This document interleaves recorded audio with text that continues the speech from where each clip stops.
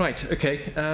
I'd like to invite Jeff Johnson to respond to Suzy and Steve's presentation. Okay. Well, rightly or wrongly, I've interpreted my job as being the opponent. So I'm going to say lots of contentious stuff and try to put you on the spot. And hopefully the audience will participate too in this question. So here we go. €1 billion for a 10-year project. $1 billion here, $1 billion there. Soon we'll be talking big money. So we've got big data. We've got business, we've got examples of disease spreading, crime pattern. First of all, I challenge you on your Google example that in fact, I mean, there you had a very simple correlation between just one variable, a couple of variables. So that's not in itself particularly complex. So, you know, what do you mean by complexity in complex systems? And before we started, being in this sort of aggressive opponent mode, I wrote down a question, which was success stories. So can you give me any examples of how complex system science, or indeed social science or ICT, have solved real problems in combination of the way you're talking about? So I'll let that hang for the moment. Going back to my previous point about the models, that as you presented it, it could be interpreted that you are going to make the model, which is then sitting there on the shelf waiting to be applied when the problem comes along. So, of course, there's a contrary to that, which is that we kind of opportunistically or pragmatically build models as the problems come, and we're always slightly behind. So perhaps some clarification on your position on that would be interesting. I have another question to ask, which is how do we address the problem that a lot of people in the world of complex systems, and indeed ICT, are trained in the physical sciences, and a lot of them know almost nothing about social science, or worse. And so I just again let that one hang. How are you going to address that problem that we are all really quite badly educated in a world where we need to be much better educated? So I'll just finish with really quite a challenge, that you're promising the Earth, but perhaps you're going to deliver nothing. Thank you very much, Jeff. Okay, Queensberry rules, please. Suzy and Steve, over to you. I thought you were supposed to be a friend. Okay, so to answer the first one about the big data, since my colleague is so good, I'll ask her to answer it. Okay, so Jeff made a key point about the Google results in terms of these just being a correlation. In a way, I see a difference between some of the things I presented earlier, the disease spreading and crime, which had gone the whole circle, you've got the models in there, and the Google data, where I was talking largely about patterns that you can find in the data. But I would like to emphasize that I think science is there's a cycle involved in the process of modeling. You need data to build models. We've suddenly got a lot more data. We need to understand what patterns are in that data in order to inform our modeling. Otherwise, we're going to end up with lots of assumptions that don't hold. So this is a case of making sure that we've got a solid foundation for the models. And obviously, the patterns we find, that can feed into models. And then the models make predictions, which we can go and check whether they fit in the data. And if we trust them enough, then we can use them to inform our decision making. So there are two different sides of the cycle shown there. And I really feel that both of them are equally important. And do you want to jump in, Stephen? Yeah, I'll try and answer the questions. Excuse me, sorry. Okay, so firstly, it's not just models for problems. I mean, we should be solving some problems, and clearly problems are one of the things that's motivated to start this. But actually, it's also problems for innovation, models for innovation, models for telling us how we perhaps could do things better and improve ourselves. So it's not just sort of problem-based. yes, we want to build global scale models, but not everything will be at global scale. I talk to the people from IBM who do smart cities. They say if you can do a city, you're doing pretty good, actually. But it's quite clear things like economics do have a global influence. We've seen on the pictures there that the spread of disease has a global influence. So some things will have a global influence and others not so. And the key thing to this project is trying to understand this balance between bottom up, people moving and exchanging diseases, and the top-down policy implications for, let's say, economic or trade and migration routes. So things that not everything is at the global scale. Will we take the €1 billion and produce something? Yes, we will, because it's not going to be a particular model. The idea is to have almost like an app store of models, where I know a number of people in the room. Peter is one of mine. David here also does modeling. Eve does modeling. They might actually want to share their models with me. I might have to pay for it, but we might have to create a store where we might be able to share our models and possibly share some data. So Eve may have some data on social behavior, which I don't have, but I might have all the Oyster data, all the smart metering data for energies that Eve would like to try and get some information from. So it's a matter of trying to create a platform, a computer science platform, whereby these things can be accessed by different people at different times, possibly for their different purposes. If you're asking me for success stories, well, actually, I would turn the question back on Jeff, because one of the things that Jeff's been trying to do is produce success stories for complex systems. Well, actually, Dirk Helbing has produced, who's the scientific leader of the FuturICT project, has produced some success stories, maybe relatively small, but nevertheless success stories using complex systems models in a physical situation. One is particularly in a transport model, where we're actually looking at the signaling of traffic lights in the streets in a German city, which have been reprogrammed in a decentralized complex systems way, and it produces a much smoother flow through of traffic than previously from before. We've also seen the design of many buildings, and indeed Dirk Helbing himself worked on the Jamrat Bridge in Saudi Arabia, which again was a €1 billion project, which has actually improved the social safety of people in those buildings. So actually modeling social behavior is something that is already successful in some ways. What we need to do is try and move that up a gear using the new data that we have available. Can I go for the big one? I'm going to open it up to the audience just once you finish, Suzy. Okay, thank you. Okay. I mean, obviously, Jeff's killer blow was that we're going to promise the Earth and deliver nothing.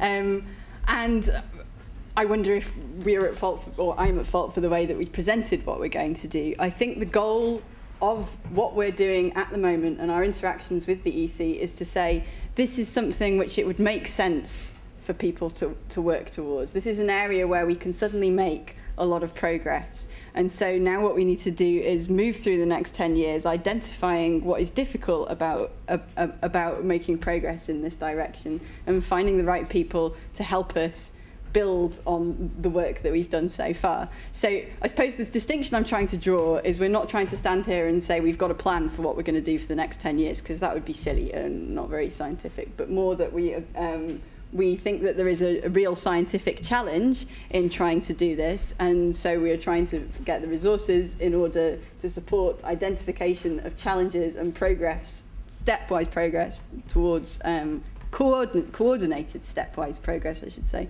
towards that long-term goal. Thank you very much, Suzy. Right, I'd like to open it up to the audience now. So does anybody have any? Yes, gentleman there with the white shirt. Just wait for the microphone, please. Oh, and if you could introduce yourselves, please. Thank you very much. Okay. Nick Watkins, British Antarctic Survey and LSE and Warwick. But physical science has been made possible by having a common store of data and methods, and common in the sort of commons public sense. Okay. And you've now got this burgeoning business of analytics, which is racing ahead and on the face of it hasn't got a very strong incentive to open its data or its algorithms. Is there, if you like, a strategic argument at the European public level just for investing in the public space just to create a sort of counterbalance to this huge burgeoning information science, which in fact in some sense has success stories? The very existence of Google is a success story for information science, but it's not public information science, it's corporate information science. Steve or Suzy? Well, certainly our intention is to try and open up the data. There is certainly a huge amount of data becoming available both from government sources and from different projects. Possibly your own will give up data for certain good causes. We also see a lot of citizen science where people are willing to contribute to something and would contribute their data knowingly that it could be used for something, but something for a public good rather than for an individual company. So there is a definite premise that we are taking, that we would like things to be as open as we can certainly arrange it. I'd just like to add to that. I think it also depends on which sort of questions we seek. There is obviously a lot of very tantalizing data out there which businesses are sitting on because they've essentially offered services to people, and through people using their services, they've collected a lot of information about that service usage. And we know that they're doing fantastic things with it behind the scenes. So you can lose a lot of sleep over fretting that you don't have access to this fantastic data. But I don't really think that we have a problem that we've run out of things that we can do with the data which is already out there. So I think accelerating efforts, public efforts, to increase our understanding of the data that we do have access to, that governments are making available, that we're collecting on our own. So, for example, we work with a colleague who has got 45,000 people telling him on a reasonably regular basis via their iPhone how happy they are. I mean, there's a huge data set. So I think it's a case of finding the things that we can do and increasing the public knowledge base in that way. Thank you. Ben, was the question at the front?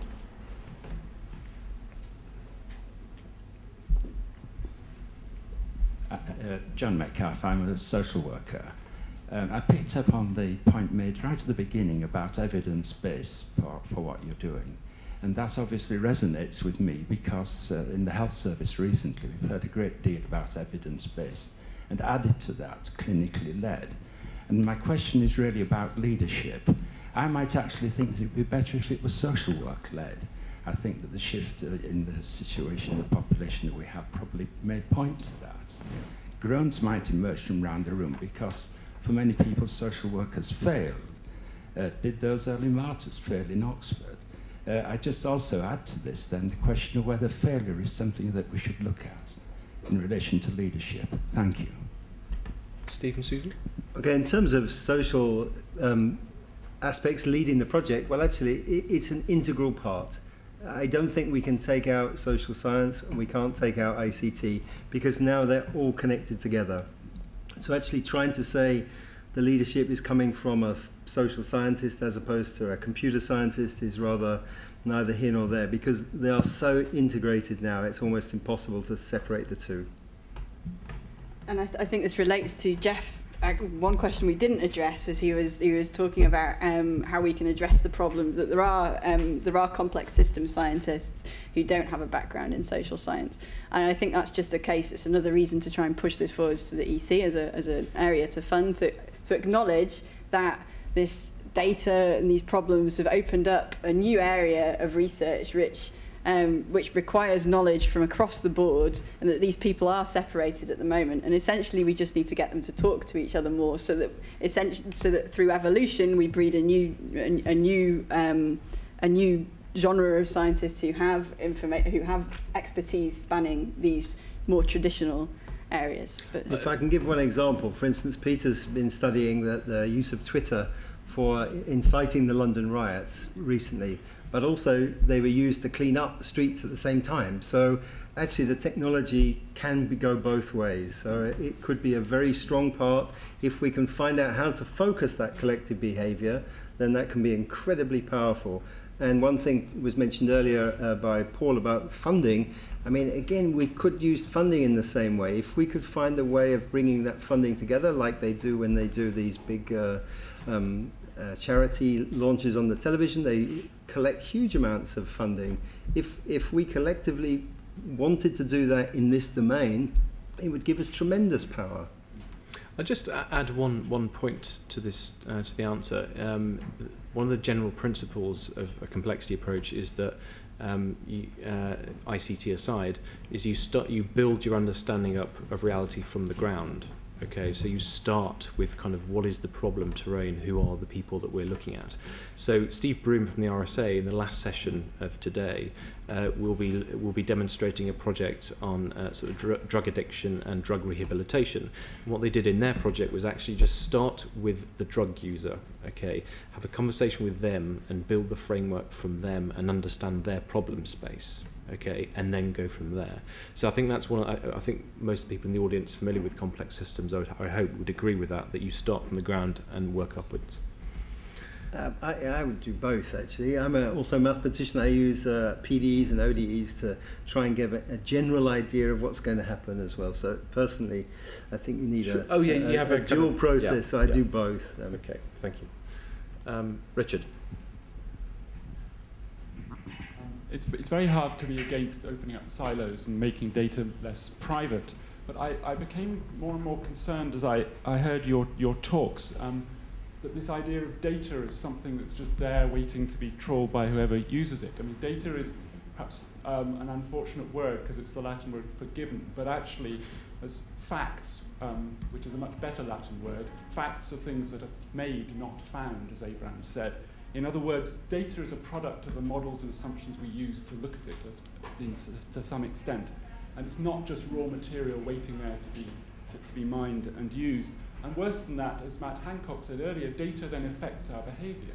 So for example, when Bloomberg ranks stories, it then affects behavior in the market itself. So this idea that data could be there on the shelf waiting for people to use it slightly concerns me. I think this relates perhaps to the comparison between trying to understand complex systems such as the weather, where the rain isn't going to get too upset if we say it's going to rain, but and trying to understand complex systems such as people, where they do react to what we're going to say about them. So there's obvious feedback loops, and that's an open problem. But I think it's just something we have to acknowledge as a challenge and try and take it into account in models that we build and move forwards like that. But obviously we can take different viewpoints on data, and if somebody reports something to you, then it's always coloured by their own approach to whatever it is that they've looked at. But I do think if we've got lots of people looking at that data, that the data itself, there is an element of rawness about it, and in a way it's a case of understanding truly what the patterns are in that data to try and get rid of assumptions being put into models without that data backing. I think a general statement is not easy to make. There clearly are some data sources which are there. I mean, we do have the Oyster card data. We do have the smart metering data in the UK. So that data is available to modelers somehow to try and understand the complexity of the systems that we're dealing with. So there are some elements, and government release lots of data. So there are some sets which are available. I think I'd probably add to this and say, I suppose if you have a platform like FuturICT, that then actually might challenge the data we're going out and finding in the first place. Okay, so we might not just take it as a given. There might be a kind of co-evolving relationship between what we're doing with it and the actual data we find. And Jeff, Jeff? I'd just like to say that, I mean, it's a very interesting point you made about data. I like it very much. But I really believe we're in the middle of a scientific revolution, and that these streams of data we get, these torrents of data coming through ICT, are unprecedented. They are historically new. And the point as we've been making earlier about this two cultures divide, it's interesting to note actually that some of the people who first picked up on this were geographers. And so geographic information systems devised 30, 40 years ago, that a geographer once said to me that the interesting thing about human behavior is it's all spatially referenced. So when people do stuff, they do it somewhere. And generally it matters where they do it. And so social science itself has been revolutionized by these data. And personally, I think that's very exciting and very interesting. Can I just add one last thing Sure, on the data of course. thing?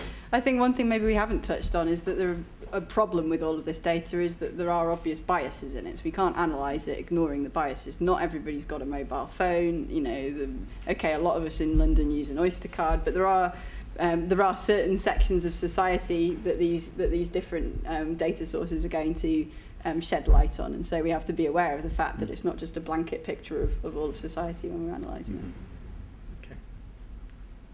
Gentleman there with the sunglasses. I'm not sure if this was part of the previous question, but the issue of public trust. You suggest that the Oyster card data, for example, is available to you, but through a public outcry like those that are occurring in the US around Google's breaches of public trust, these data may not be as readily available. So I wonder how you are dealing with public trust in the course of your project. Of course, we're just at the beginnings, really, of what's going on. Clearly, public trust is very important to us. In the UK, we've seen a newspaper fold after 160 years because they really were not very clear how they collected their information and data. So we're fully aware of public trust is very important. I mean, I think it's really important that we actually work with people to understand what is acceptable and what isn't. It's quite clear we need to have that trust, and people might then begin to offer up their data because it's a form of money, really. It's like the new money, you know, because their data, and why don't they have a share in it? So why can't the Oyster card users see the models that we run so that they can see where their data is being used? It'd be very good. I would add to that, it's clear that ethics is a big issue in dealing with this data. So I think a lot of people don't understand the extent of the digital shadows that they're leaving behind. But the fact of the matter is, the data is there, the systems are there, the data is not going to go away because it's of such great use to businesses. There's lots of people who can build something from this data. And so I think we're coming to this project saying, that these are the facts on the table, and so the question is, how can we now use that data for social good, to use a big term, rather than just leaving the businesses to get on with it, to try and counterbalance things. And also that clearly has to be a core research stream of what we're going to do, is in this new age where all of this data is being generated, are the new ethical principles that we need to bring in. So I think there's absolutely no way that we have the answers, but I think given the background of what is going on anyway, our hope is to bring benefits against the risks that people are experiencing at the moment anyway from their companies using it, by using this for social good, and to look at whether we can do things differently across the board in the future. Question just here, this lady.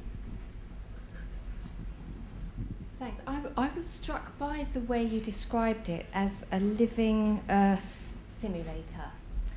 And I was just thinking about the living Earth, and I was just thinking about movements of worms in the earth, leaves falling, the number of birds at my bird table, the nuances of my very complex relationship with my daughter, and none of that's in your data. And so what you're developing is an interesting model. It's so partial. And that's fine, but I'm just really concerned at the way you're thinking that it's so much more than that. We have to sell a project that's worth €1 billion. So we're told to have a vision, so we clearly have to do that. If you ask Peter the sort of projects that we do, you know, on a day-to-day basis, they're much more down to earth than that. Much more looking at very simple things. But if only this new data we could link into it, our projects could really become much more valuable. So you said about your relationship with your daughter. This is a sort of social issue which we clearly need to try and focus on if we're trying to understand human behavior. And for things like crime patterns, we need to try and do that. But there are other elements where we can really try and improve our models tremendously to help us. I guess Jeff. my worry is that the policymakers will believe your spin.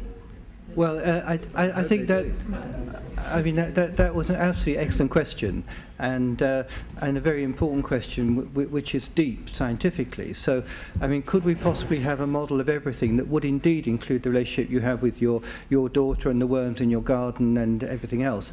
The answer is clearly not. We cannot have a universal model, which was behind the question I put myself. So. Are we going to, or its future is going to build an a priori model that can answer every question? You just plug in the data and you get the answer. My own belief is not. So it's much more a question of methodology. How can we have a scientific approach where we can build appropriate models, where we have particular things we're interested in? And it's a classic problem of what do you leave out and what do you put in. So. Yeah. Thank you. Ben, I think, did you want to? Yeah. There's a microphone just coming. I mean, it's a very impressive endeavour and ambition. I guess I'm slightly worried that there's a political naivety in how you're thinking about policymakers using this model as if they essentially want to become scientists. I think the ideas that you're presenting and the way in which you're going to be developing and testing hypotheses are very useful, and I find them attractive. But let's be honest, there's much more policy-based evidence than there is evidence-based policy out there. In that kind of situation, you may well be just trying to replace one form of technocrats with another. So I guess what I'm asking is, with this $1 billion over 10 years, what are your strategies for engaging and educating the policymaker, as well as addressing the problems that we clearly, very impressive stuff that's coming out of the data? How are you going to change and shift the relationship with policymakers across the EU to make them more sensitive to the more complex realities you're going to be communicating? It's €1 billion, not $1 billion. And actually the Commission are probably not going to give us maybe even a quarter of that. So it's not quite the picture that we paint, but that's the ambition we've been asked to deliver. And so therefore we clearly try and step up to that recommendation. In terms of educating the policymakers, well, that is partly what we want to do, but actually I don't want to just try and educate people, because I think that has failed to some extent. If you just try and teach the policymakers, I think that's going to fail. I think what you need to do is engage the policymakers in a dialogue that they can learn along the way. So it shouldn't just be me going out and giving a lecture and telling them how to do it. That wouldn't work. We have to engage them in a process whereby they understand how that policy works and what might happen. So it was mentioned earlier in this morning about that many policies are made under stress and duress. Well, yeah, actually, but that's what the top level BBC, they have training for their policymakers. They go in and say, right, everything's crashed, and they train them to deal with that environment. So what we need is to use the systems that we have available and the models to actually train people and allow them to experiment with the models rather than with real life. Jeff, I think you wanted to come in as well. Yes, again, another really excellent question. And I don't know what the futurist people would say, but my own take on this is that there's a view of this called policy informatics, that idea developed by Chris Barrett, and this can be illustrated by the bird flu problem. So we know that these are spread by people traveling on airplanes and stuff like that. And in that particular case, when the bird flu came, that the modelling was done for real, and it was done in a policy context. And there you would have the model actually interacting with the system, so that if the model told you that if you went to New York and you were going to get bird flu, then perhaps you wouldn't go, and stuff like that. So there's the problem, that the science is actually interacting with its own predictions. So again, I would say that what we need is an understanding of how we, in terms of policy informatics, how we build models of systems and how we interpret those models in a policy context, and we still don't properly understand that. Okay. I think that the phrase that springs to mind is better, not perfect, when it comes to these things. Suzy, sorry. I just wanted to say I think that is a really extremely important question, an absolutely central question. And you used the word naivety, and I think I would declare myself as completely naive but willing. So I'm coming to this saying we're doing this work in this area, we're trying to understand these processes from a scientific point of view, but we would like to see it have a real world impact. So, and this is in a way for me why it's interesting to come to an event like this and try and talk to people who might be able to give us some ideas about how we can make this useful. In terms of what we're actually going to do, I suppose my first stabs at first processes would be that we need to do some proper requirements engineering in terms of what the policy process, how the policy process actually works, and where we can help policymakers so that it's actually worth their while to do battle with all of this stuff. So how can we actually make it easier and find incentives for policymakers? And there are clear issues that need to be addressed in terms of allowing policymakers to interact with these models. So, for example, we need to find a quick way of conveying assumptions about scenarios where a model would actually operate, the range of our certainty about the different predictions that the model makes. So it's obvious that there are a range of problems. So I'm hoping that there are people here who can give us some insight. Let me just give one example, if I can. Sure. Right, the M4 was mentioned earlier. So you're going along the M4 and it says junction 7 closed. Do you go off at junction 6 or not? If your car has your GPS thing, does it tell you to get off or does it not? And so what we don't know is whether if we had an automatic system which could tell our car, if everybody gets off, then the small roads are going to be clogged up and you might as well stay on the big road. What we don't understand as yet is how best that technology and people's behavior work in that sort of policy setting. So it'd be really nice to try and have a much better understanding of how that all came together. I mean, I'm going to quickly add to the answers here. I mean, Ben, this is really why Paul Ormerod and I have set Synthesis up, is to take this new thinking, to have one foot in the academic camp and another foot in the policy-making camp, so that we can kind of help to sort of bridge these two sort of worlds. Any other questions? I'm going to try and find people I don't know. There's a chap who's gesticulating wildly over there. You can probably hear me. No, could you actually say into the microphone, because we're recording? I'm Peter Dick. I'm in the Department of Health. I have an interest in population health. I'm in fact an analyst and I support policymakers and ministers. I think I wouldn't, first of all, I wouldn't worry about your naivety because it'll just be matched by those of the policymakers and the politicians. It'll be naivety bumping into naivety. Can I just a very pragmatic question, which I think would help. Do you have a list of the data you would like to collect? And do you have a list of the problems, and this comes to one of Jeff's points, do you have a list of the problems that you think you'll be able to attack? Good question. Steve, Suzy. In terms of the problems, yes, I think we do know roughly the problems that we would be the low-hanging fruits for us, yes. So we do have that. So things like energy. Energy isn't a problem.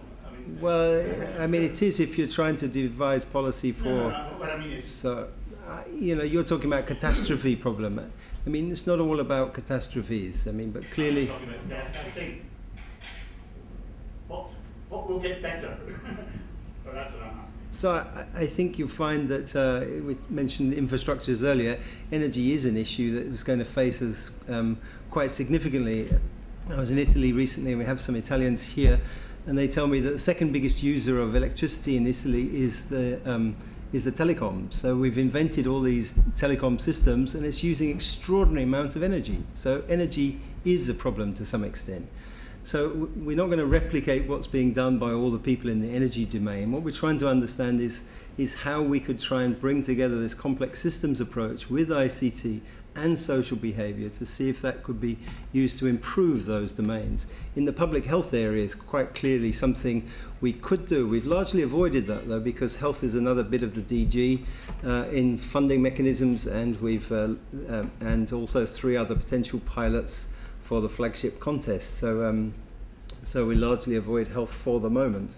My understanding also, Steve, is that they're building a platform that could help to answer future questions we currently can't anticipate. Would that be... Absolutely true. Okay, Yeah. all right, thank you. Jeff or Suzy, did you want to add anything to that? No? No, I think Steve. No? Okay, excellent. Next question. The gentleman here with the glasses. Carl Allen, I'm a member of the public now since I'm retired. Yeah, a question, 2 questions really. this vast collection of data, if all goes well, how much extra electricity will you be requiring? And two, are you also hoping for, as a side effect, that your project is able to generate questions rather than merely answer questions, rather than just send a signal that something is wrong? Thank you. So the second bit first, I mean, it's the questions, the challenges is precisely what drives us, actually. So in the social sciences, we've tried to write down what are the key scientific or the challenges that are required. In complex systems, that's exactly what I'm trying to do. And so we will be revisiting those every 6 months, a year, to try and identify what those challenges are. In terms of using extra electricity, as I indicated, I'm fully aware of the cost of electricity, and therefore it's something we should be considering. And for instance, we know somebody like John Crowcroft works in Cambridge with a new system of kind of search mechanism to replace Google, which actually is a much lower power search engine. So we're actually trying to work with people who are actually thinking about other aspects along the way. Nick, Suzy, did you want to? I was just going to say otherwise, I suppose. I mean, you're absolutely right that there's a clear cost there in terms of potential energy, but I think it's just a case of looking at, having a clear picture of what that cost is and matching it up against the benefits and making sure that we've got a good balance. Okay, thank you. Any other questions? Just an observation. Go on, Claudius. We're mapping the world anyway, as individuals, as communities, as society, and we're mapping the world from our prejudices. If we can start mapping the world collectively from more ascertainable and verifiable data, then the employment of energy in that job is a really useful employment of energy. We waste it in all sorts of other places. I think this is good stuff. Okay, thank you. Fair point. Good. Stop there. Yes, question just here. Silvia Ciali from Torino. A question about data and the increasing number of data in the future. What I can see in my region is that the number of data is increasing dramatically, but the knowledge capability to manage those data is not increasing. So we will be faced with the problem of how to extract knowledge and how to use this knowledge for real problems. So to be able to acknowledge problems in order to exploit our data better. And so how will you cope with this cyclical process between bringing data, information, knowledge, and then having more empowered people and organizations to deal with data, knowledge, and information? Mm-hmm. When I started my PhD, I sat next to somebody who was looking at some data from Coast Guards in the English Channel. So in their wisdom, this is now a long time ago, in their wisdom, the Coast Guards had stored all the data of shipping going across the channel. But unfortunately, they didn't actually understand how to read that data. So he had disk upon disk of data, and nobody actually knew how to read the information from it. So that did remind me that we really do need to try and find out how to get the metadata, the real information from that. I think we need to really ask computer scientists to really help us to do that job, really. It's a very important task that we'll need. Jeff. I'm just reflecting that it's very interesting that with a very heterogeneous group of people like in this room, there are different degrees of skepticism or commitment to this idea of futurism. And I suddenly wondered, I don't think you said, to what extent are you including the citizens in your project, the ordinary people? Well, the whole idea of the GPP is that eventually it could come down to this size. You know, this was never imagined that years ago that we could, you know, look on here to find the map to see where we're going. So the idea, I mean, this is a concept. The idea is that eventually we should be able to push things down almost to this size, so the citizen could at least get some information from that. It's not clear which bits we will be able to do at that level, but it's quite clear that our aim is to service both the citizen and the policymaker. Absolutely. I think it's not just decisions at a policy level, but also decisions at a citizen level. So, for example, you might want to know, okay, I'm deciding to use my car less. What's going to happen if, or what would happen theoretically if everybody used their car less? Or other scenarios, so that you can try and extend your decisions to everybody else and understand better what the overall impact might be. If you want to see a nice example of that, Yvonne Rogers from UCL has got an old project called Tidy Street in Brighton, where they had the information on the electricity use in each house, and each house was the same. And they painted that electricity use on a graph on the road. And so people could see their electricity use. So this was a way of allowing people to interact with the data. Now, hopefully, we don't need to paint on every road that information, but actually it shows you how that information can be useful, and people could then enter in a dialogue about whether they should be using that energy or not. But otherwise, I think your question was really good and is essentially just stating a motivation for the project, that all of this data has become available and there are various levels of people who don't know what to do with it. So citizens, as Jeff mentioned, scientists, policymakers, business people are making some progress. But so essentially a strong reason for the project to exist is that we see there is potentially a resource there. It could be turned into information, and we need to get on with it. We need to work out how to do that, because we see that we believe that would offer benefits across society. We have 2 or 3 minutes left. Does anybody else have any? David, Dave, did you want to? The last one was good. So, wait for the microphone, please. David Hales, Open University. So, as you know, I'm quite supportive of the futurist concept, in the sense that all I've done in research for the last 15 years is try to combine social science, ICT and complex systems, I think. But this has been touched on in a way. My worry about this is that, as you've said, I mean, I've looked at the brochures and the videos and the other kinds of pictures, if you like, and you know, today there's been a bit more humility in what we can and can't do, but you know, maybe the brochures say things about avoiding the next financial crisis, you know, understanding political instability. These are things that are actually said. And I feel like this is, if you like, because you're petitioning to a technocratic organisation for this grant, that this tends to become, it starts to look like a technocrat's dream, rather than this bottom-up platform, community, self-help type of situation.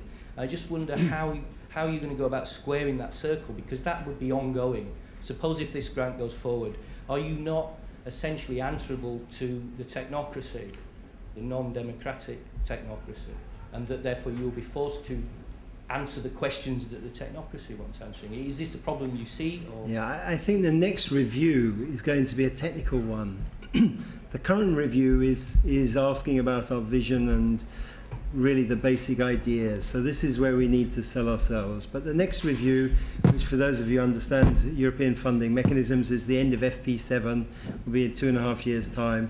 Then they will want to know exactly what we've done and exactly what we're going to do. So I understand that what we need to move from now is to move to sort of tangible ways that we can move towards our aims, really. So we have to devise elements that would move us towards that aim. I would add, Suzy. but we have been talking to a number of other people as part of the studies we've been doing this year for funding from elsewhere, and I think one of our achievements has been to get, for example, a large collection of universities behind the vision that we see of pushing research forwards in this area. So from that point of view, we're not only going to be answerable to the EC, our own universities are going to fund us as well. So there's representatives across the board, and there is also, in the structure of the project, there is a serious effort towards representation of people from different areas to influence the implementation of what we do. We have room for one more question, if anybody... Yes. If not, then I will draw this to a close. Thank you very much. Could I ask everyone in the audience to thank Suzy and Steve and Jeff?